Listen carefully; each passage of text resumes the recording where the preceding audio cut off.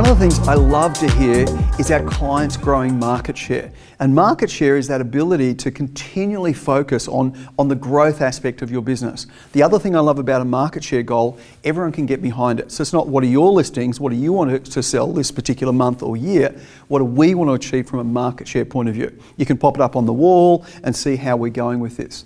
And one of the things that helps enormously with this particular market share goal is getting clear on the marketplace that you want to play the domination game with. And we talk about, within the context of this, P1, P2 and P3. P1 being your priority one marketplace. What is the absolute essence that you want to focus on in your marketplace? And our goal for you is you have at least 20% market share within your P1. Ultimately, the goal would be to move from a 20% market share to a 40% market share. So this is really concentrating and putting effort in. Occasionally I've seen great businesses invest too much time spreading too thin across so many suburbs, and we lose the ability to have a number of give-me's. When you've got 20% plus market share in a marketplace, you start to get these great opportunities start to flow. Why? Because you're known in the marketplace. Versus a 5% or a 10% market share, you really just don't have that kind of traction and capability and speak in the marketplace. So the question is, what is your P1? A couple of things with this. Your P1 has to have the volume in it that will support your business moving forward. So you've got to make sure you've got a footprint or an area or a target that you want to focus on as a team to build market share. Now, a little point with this. Occasionally, we don't have enough people working within our P1 area. We think, they might be, in competition with each other. Here's the challenge.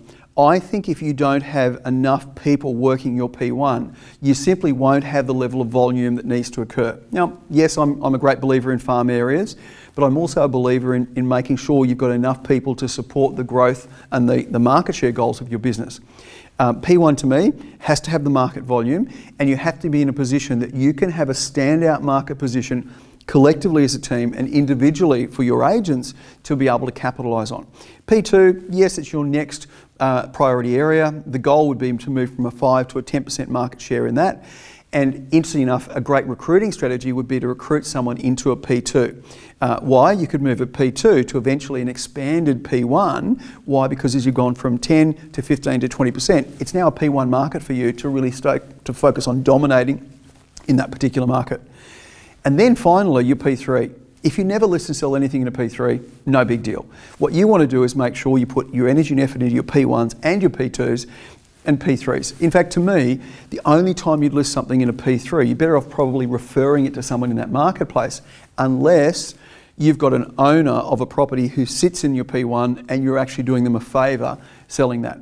Now, if we start to look at listing leverage, and there's a dedicated video on listing leverage, but the concept of it, if you're going to put explosive energy into your prospecting activities and into your listing leverage activities, it would have to be around your P1s.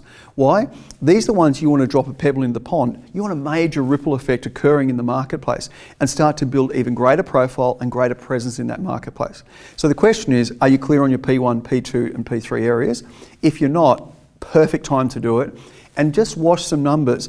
What's our current market share in these areas? What's the market volume in these areas? And assuming we had 20+% market share, how would we perform? Would we perform exceptionally well?